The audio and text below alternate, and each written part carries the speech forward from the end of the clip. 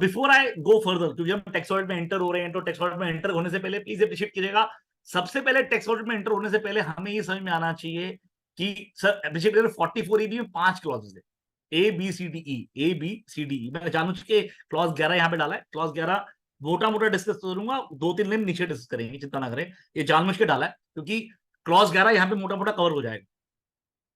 तो समझ में आना चाहिए कि क्लॉज 8 के अंदर पहली बात तो क्लॉज 8 पूछता है कि किस क्लॉज में आप ऑडिट कर रहे हैं, किस क्लॉज में आप ऑडिट कर रहे हैं। तो सर टैक्स ऑडिट 5 क्लॉज में होता है, ए बी सी डी ई में, राइट। तो ए बी सी डी ई में तो समझ में आएगा कि भैया कैसे पता लगेगा मैं ए में कर रहा हूं कि बी में कर रहा हूं। आज मुझे सुबह सुबह क्वेश्चन आया, समबडी टेल मी नितिन यार हमारी टर्नओवर तो 70 लाख रुपए थी, तो मैं 44 ए बी के सी में कर रहा था। मैंने कहा सी तो कहीं से भी नहीं बनता। बोले अब गलती हो गई तो अब क्या करें, तो मैंने ऐसा, अब तो आप कर लो, ई में कर लो, कोई दिक्कत नहीं है। पर आप समझिए मेरी बात, रेलिवेंस बहुत इंपॉर्टेंट है। Why it is so, because C D E पहली बात तो स्पेसिफिक है, अभी हम डिस्कस करेंगे, और जो ए और बी है वो जनरल जनरल जनरल सेक्शन है। दूसरी बात, जो ऑडिट आप सी डी ई में करते हैं वो 60 की गिनती में नहीं आता, जबकि ए और बी वाले 60 की गिनती में आते हैं। ये बहुत ही ज्यादा इंपॉर्टेंट है, एटलीस्ट फॉर वो एरियाज जहां पे सर आपके यहाँ जैसे हिमाचल में टैक्स ऑडिट बहुत सारे होते हैं, एप्रिशिएट कीजिएगा, राइट। तो ये अपने को समझना बहुत जरूरी है कौन से सीडीई में कवर हो रहे हैं। दूसरी बात, सीडीई में आने के बाद कुछ रिपरकशन कम प्लस माइनस भी है, वो भी हम आगे डाउन द लाइन डिस्कस करेंगे। ना पहला क्वेश्चन ये आता है कि भैया कैसे पता लगेगा 44 ए के ए में आ रहा हूं, बी में आ रहा हूं, सी में आ रहा हूं, डी में आ रहा हूं कि ई में आ रहा हूं। तो समझिए सर इस बात को, इसको समझिए। When you come two clause D, पहले डी समझते हैं, उसके बाद मैं आगे लेके आऊंगा। Before I go two clause D, अच्छा डी डी बोलता है 44 एडी का, डी बोलता है अगर आपने सेक्शन 44 एडीए का हनन कर दिया, 44 एडीए का आपने अगर हनन कर दिया, मतलब यू वॉलेटेड 44 एडीए। 44 एडीए से कि पहली बात तो आपकी टर्नओवर 50 लाख से ऊपर नहीं होनी चाहिए, पहली कंडीशन। दूसरी बात सर वो व्यक्ति कौन होना चाहिए जो 44AA1 के हिसाब से स्पेसिफाइड प्रोफेशनल है। प्लीज वर्ड नोट कर ले, specified professional as per 44AA1। तो what I want to say, if I am a doctor, मैं एडवोकेट हूं, मैं चार्ट अकाउंटेंट हूं, मैं कंपनी सेक्रेटरी हूं, मैं कॉस्ट अकाउंटेंट हूं इन प्रैक्टिस, मान लीजिए मैं एक्टर हूं, मैं मान लीजिए इंटीरियर डेकोरेटर हूं, इंटीरियर डिजाइनर हूं, और या फिर मैं आईटी स्पेशलिस्ट हूं जो ऑलरेडी उसमें नोटिफाइड हैं। तो अगर उनमें 44AA1 के हिसाब से नोटिफाइड प्रोफेशनल हूं तो प्लीज अप्रिशिएट कीजिएगा मुझ पे 44 एडीए लगेगा। सर 44 एडी नहीं लग पाएगा। अब क्वेश्चन उठता है कि भैया 44AA1 और 44AA2 का फर्क क्या है। तो पहले हम बुक्स अकाउंट को कवर कर लेते हैं क्योंकि बुक्स अकाउंट इंपॉर्टेंट है, उसके बाद हम 44 एडी पे जाएंगे, इसको बात को पकड़ते हुए। तो पहली बात तो मान के चलने सर बुक्स अकाउंट सिर्फ 44AA1, क्योंकि देखिए सेक्शन 11 का ए, सेक्शन क्लॉज ए का 11, क्लॉज ए का 11 11 का ए बोलता है whether books account are prescribed under section 44AA, if yes list of books accounts वो प्रिस्क्राइब्ड। तो लिस्ट की हम बाद में बात करेंगे, सबसे पहले बात क्वेश्चन है इसका एक पार्ट तो ये है कि क्या बुक्स अकाउंट प्रिस्क्राइब्ड है या नहीं है। तो अप्रिशिएट करें, बहुत सारे लोग यस लिख देते हैं, तो ये प्लीज डायरी में नोट कर लें इस क्वेश्चन का आंसर। अगर आप स्पेसिफाइड प्रोफेशनल या फिर नोटिफाइड प्रोफेशनल एज पर 44AA नहीं है तो ऐसे केस में यहां पे आंसर नो आएगा। सिर्फ 44AA1 के हिसाब से जो स्पेसिफाइड प्रोफेशनल होगा उसी के लिए बुक्स अकाउंट सर स्पेसिफाइड है। अदरवाइज बाकी सबको बुक्स इस तरह से बनानी है जिससे प्रॉपर तरीके से प्रॉफिट निकल पाए। मैं क्लियर हूं आपको सर, ये प्लीज ये दिमाग में बिठा लेना है। नाउ अभी मैं इतना ही आंसर दे रहा हूं, बाकी 11 का आंसर हम नीचे डिस्कस करेंगे जब आगे बात करेंगे। नाउ तो अप्रिशिएट करें, जब हम 11 हमने ये समझ लिया कि 44AA1 में क्या कवर होता है, तो अभी समझ में आ गया 44 एडीए में कौन कवर होता है। तो इसका मतलब लेटर से मैं अगर मैनेजमेंट कंसल्टेंट हूं, अगर मैं मैनेजमेंट कंसल्टेंट हूं तो ऐसे केस के अंदर सर मैं 44AA1 में कवर नहीं हो पाऊंगा। जब मैं 44AA1 में कवर नहीं हो पाऊंगा तो even though my turnover is 40 lakh, even though my turnover is 40 lakh, मैं 44 एडीए में नहीं जा पाऊंगा बिकॉज मैं स्पेसिफाइड प्रोफेशनल नहीं हूं, राइट। अब इसका मतलब अगर मेरी 40 लाख की टर्नओवर है तो ऐसे केस के अंदर, या फिर मैं कोई बिजनेस कर रहा हूं तो मतलब profession other than specific profession under 44AA1, या फिर मैं कोई बिजनेस कर रहा हूं तो मुझ पे 44 एडी लगेगा। मैं फिर से बोल रहा हूं, मुझ पे 44 एडी लगेगा, ये बहुत इंपॉर्टेंट है।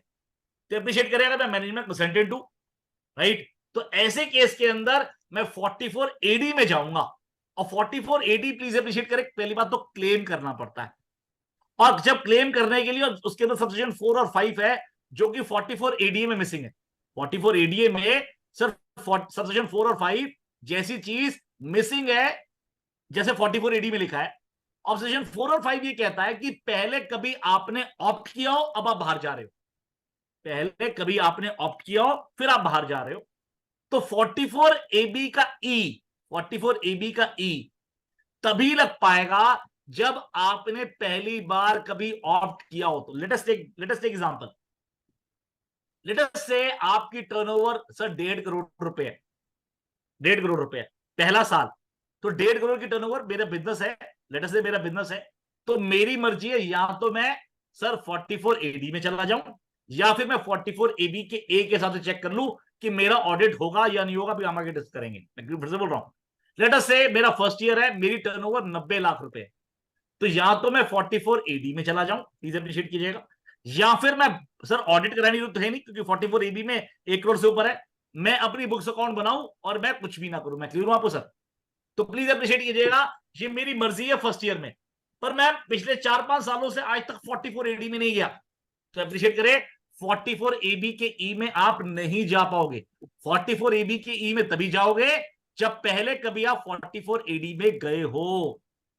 अब क्वेश्चन उठता है, कई बार आपके दिमाग में क्वेश्चन आएगा, नितिन भाई 44 एडी में मान लीजिए मैं कोई कमीशन इनकम कमा लूं तो, या फिर मैं अगर मान लीजिए कोई एक बच्चा सीए कर रहा है, सीए कर रहा है, करते करते वो बिजनेस भी कर रहा है, नवंबर में रिजल्ट आया, जनवरी में वो सीए बन गया। अब उसने क्या किया, अपना बिजनेस तो बंद कर दिया कि कोड ऑफ कंडक्ट अलाउ नहीं करता, तो जनवरी तक तो उसने बिजनेस किया ही है, 2.5 महीने उसने सीए की प्रैक्टिस कर ली। तो moment he become a professional और उसने सीए की प्रैक्टिस स्टार्ट कर ली, उस पूरे साल के लिए अब वो 44 एडी में नहीं जा सकता। अप्रिशिएट कीजिएगा, क्योंकि the moment he has worked as a professional, जो 44 डबल A1 के हिसाब से है, तो ऐसे केस में वो कोई बिजनेस भी कर रहा था तो भी 44 एडी में नहीं जा सकता। आपने कोई एजेंसी बिजनेस स्टार्ट कर लिया, अगेन आप 44 एडी से आउट हो गए। तो व्हाट आई वांट टू से, अगर आपका क्लाइंट 5 रुपए की भी कमीशन इनकम कमा लेता है तो 44 एडी से वो आउट हो जाएगा। मैं क्लियर हूं आपको सर? तो अप्रिशिएट करें, हमने 2 सेक्शन पढ़ लिए, 44 एबी का डी और 44 एबी का ई, ये 2 सेक्शन हम पढ़ लिए। नाउ ई सी बाद में पढ़ेंगे, पहले थोड़ा बी पे आते हैं। अप्रिशिएट करें 44 एबी का जो बी है, अप्रिशिएट करें, वहां पे वर्ड प्रोफेशन लिखा हुआ है, वहां पे स्पेसिफिक प्रोफेशन नहीं लिखा हुआ। फिर से बोल रहा हूं सर, वहां प्रोफेशन वर्ड लिखा हुआ है, वहां पे 44 एबी का बी, सॉरी वहां पे स्पेसिफिक प्रोफेशन नहीं लिखा हुआ। तो व्हाट आई वांट टू से, बीइंग अ मैनेजमेंट कंसल्टेंट, मेरी टर्नओवर अगर 40 लाख रुपए की है, राइट, 40 लाख रुपए की है, मैं 44 एडीए में तो नहीं आ पाऊंगा, पर अगर मेरी टर्नओवर 60 लाख 50 लाख क्रॉस कर गई, 50 लाख क्रॉस कर गई, तो ऐसे केस के अंदर प्लीज अप्रिशिएट कीजिएगा, अगर ऐसे केस के अंदर क्या होगा, एक मिनट होल्ड कीजिएगा सर प्लीज।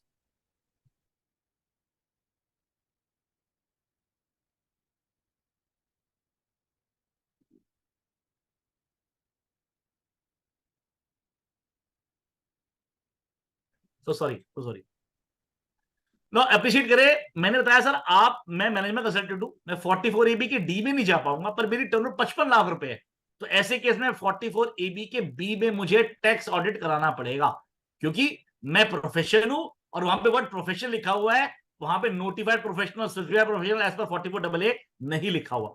अब मैं आपको एक केस लॉ, एक केस स्टडी देता हूं, और मैं चाहता हूं प्लीज आंसर दीजिएगा, मैं वेट कर रहा हूं आपके आंसर का, तो फिर पानी ही पी लूंगा। लेट अस से मैं एक मैनेजमेंट कंसल्टेंट हूं, एक मैनेजमेंट कंसल्टेंट हूं, और मैनेजमेंट कंसल्टेंट होने के बाद प्लीज अप्रिशिएट कीजिएगा, मैनेजमेंट कंसल्टेंट हूं, और ऐसे केस के अंदर मेरी पहले साल तो टर्नओवर 40 लाख रुपए थी, और मैं 44 एडी मैंने ऑप्ट कर लिया था। अब अगले साल मेरी टर्नओवर 70 लाख रुपए, टर्नओवर 70 लाख रुपए। अब ऐसे केस में मैं मान लीजिए 44 एडी का, या फिर मान लीजिए मैं प्रॉफिट अपना 44 एडी को ऑप्ट नहीं करना चाहता, तो मेरा क्वेश्चन आपसे ये है, मेरा अगर ऑडिट होगा तो किस क्लॉज में होगा, बी में, 44 एबी के बी में, या किसी और क्लॉज में? बताइए सर, मैं वेट कर रहा हूं सर आपका। बी में सर। हाँ जी, बी में। बी में। तो बाकी लोग क्या कह रहे हैं? सर 44 AB में ही होगा, बी में? नहीं सर, ए बी में तो होगा ही होगा सर। कौन सी क्लॉज में सर, लॉस की बात बी होगी में। सर। बी। तो बाकी सब बी कह रहे हैं, क्या कह रहे हैं सर?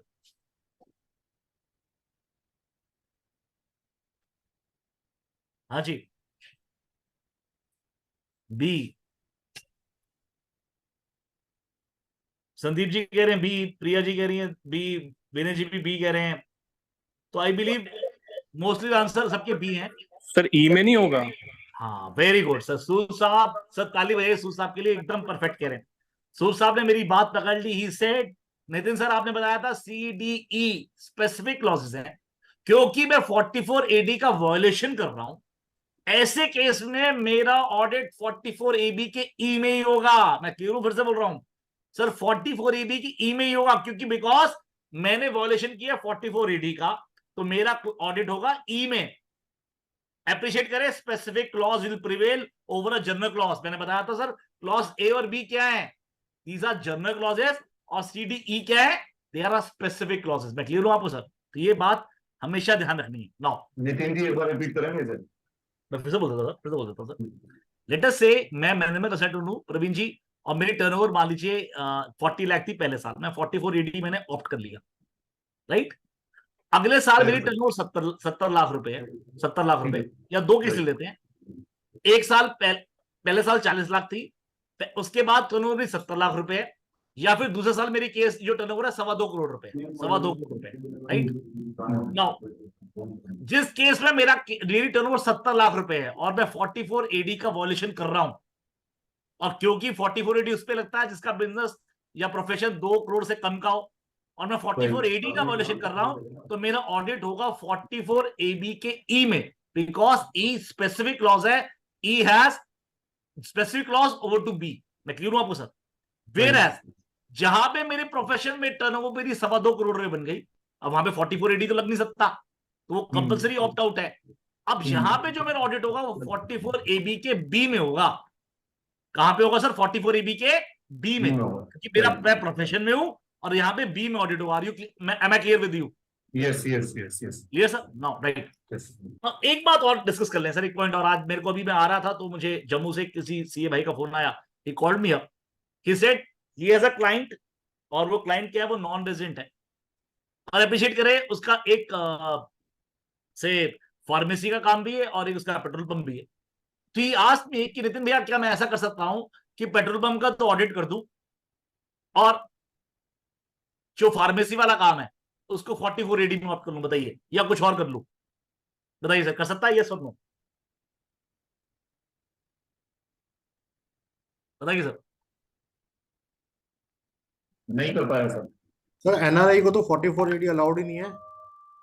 एकदम ठीक सर, लोग सर एकदम ठीक कह रहे हैं। तो ऐसे केस में वो क्या करेगा सर?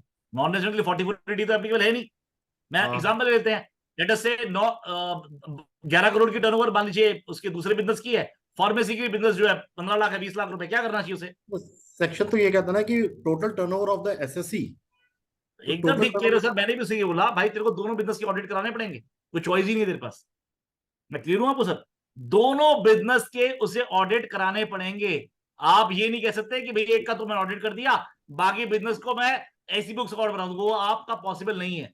वो तब होता, मान लीजिए वो डॉक्टर होता, लेट अस से वो डॉक्टर होता या प्रोफेशनल होता, मैं मान के चल रहा हूं कि कोड ऑफ कंडक्ट से अलाउड है, एग्जांपल ले लेते हैं, राइट, कोड ऑफ कंडक्ट से अलाउड है, तो पॉसिबिलिटी थी, तो जो आपका टर्नओवर उसका मान लीजिए, तो आप ए और बी देखते, ए और बी देखते, प्रोफेशन के लिए बी क्लॉज देखते, और उसके लिए आप देखते, बिजनेस के लिए आप ए देखते। तो जब बिजनेस के लिए माली टर्नओवर आपकी माली मैच कर रही है, तो ये जरूरी नहीं है अगर प्रोफेशन की जो आपकी टर्नओवर है मान लीजिए 50 लाख से कम है, 50 लाख से कम है, और मैं मान के चल रहा हूं वो स्पेसिफिक प्रोफेशनल नहीं है, तो ऐसे केस के अंदर सर बुक्स अकाउंट ही बननी है सिर्फ।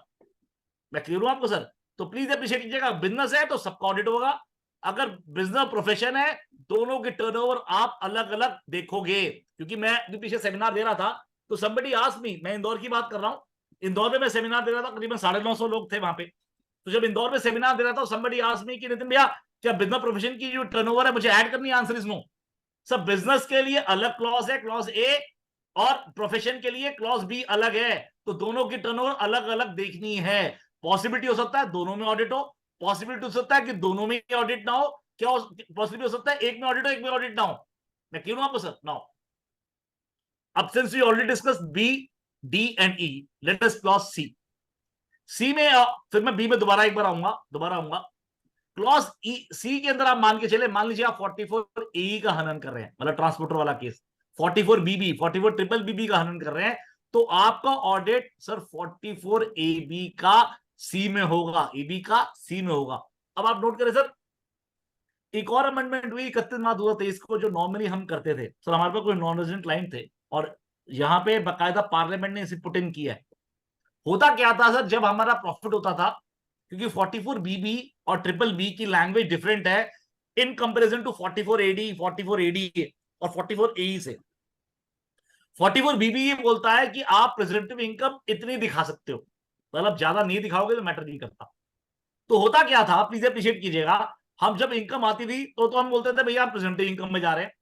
जब लॉसेज होते थे तो हम लॉस के लिए बैलेंस शीट बना ऑडिट करा लेते थे।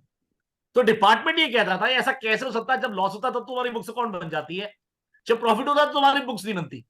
क्योंकि होता क्या था, हम लॉस को फिर प्रेजेंटिव इनकम से सेट ऑफ कर देते थे। तो now they have put this particular 1/4/2023 के बाद जो प्रोस्पेक्टिव है कि अगले असेसमेंट ईयर से अगर आप प्रेजेंटिव इनकम दिखा रहे हैं तो ऐसे केस में कोई लॉसेस होंगे वो सेट ऑफ नहीं हो पाएंगे in relation to 44 B B and 44 triple B. Right sir, now हमने सीबी समझ लिया। अब आते हैं सर 44 एबी के ए में। जब 44 एबी के ए में आते हैं तो वो बोलता है भैया आपकी टर्नओवर 1 करोड़ से ऊपर हो, पर सब्जेक्ट टू बोलता है भैया कुछ प्रोविजन डाल दिया है, जहां पर उन्होंने बोला कि अगर आपकी टर्नओवर 10 करोड़ तक है तो ये प्रोविजन और चेक कर ले। वो प्रोविजन क्या बोल रहा है, वो प्रोविजन कुछ इस तरह से बोल रहा है, एक मिनट रुकिए सर, प्रोविजन कुछ इस तरह से बोल रहा है, दिखा रहा हूं आपको, कि भैया आपका जो एग्रीगेट अमाउंट है जो रिसीव हो रहा है प्रीवियस ईयर में वो कैश में है, वो एक्सीड नहीं करता फ्रॉम 5% ऑफ दैट अमाउंट। ऐसी वो पेमेंट्स की बात करता है।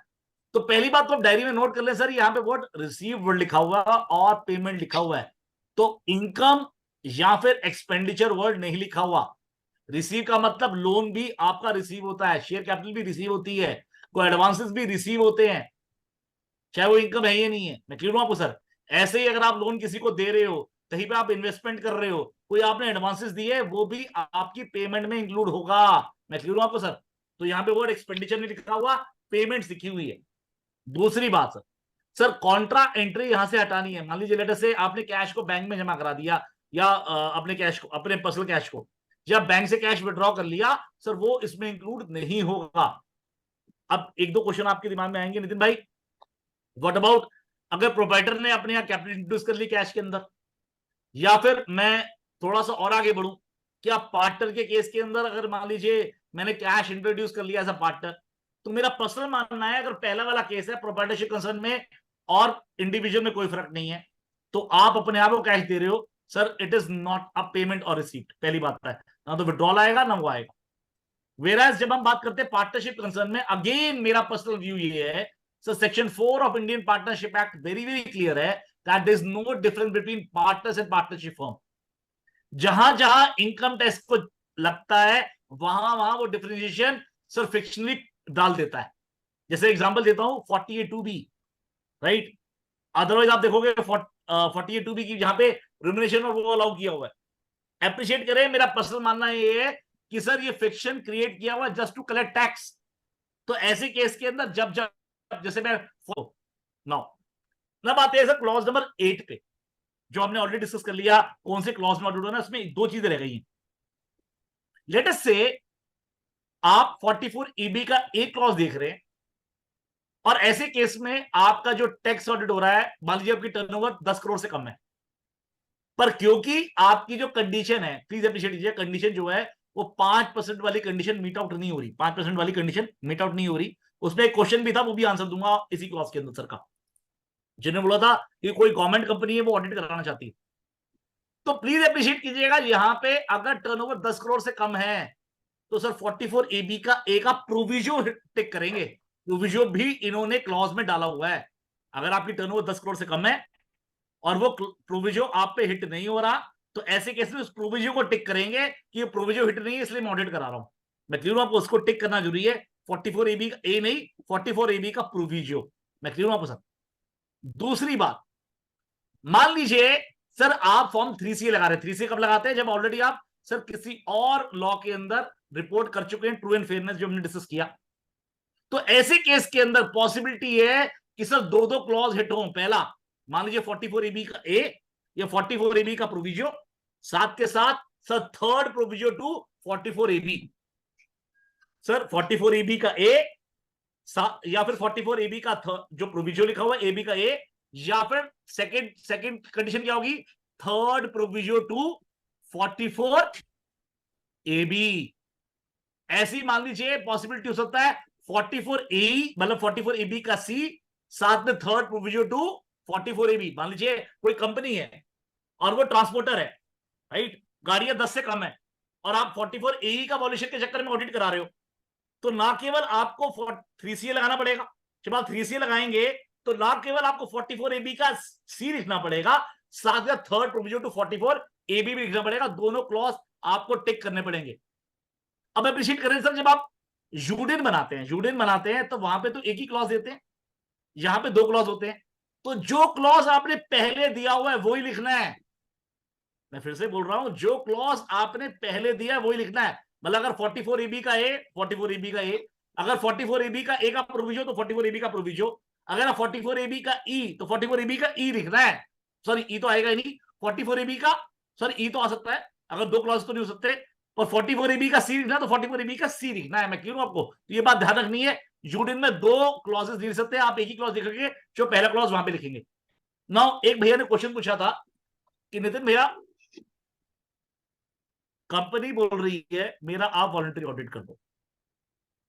अब आप समझिए सर, 3CD डॉक्यूमेंट किसका है? सर SSC का। ये क्लॉज 8 पे क्लॉज कौन लिखेगा?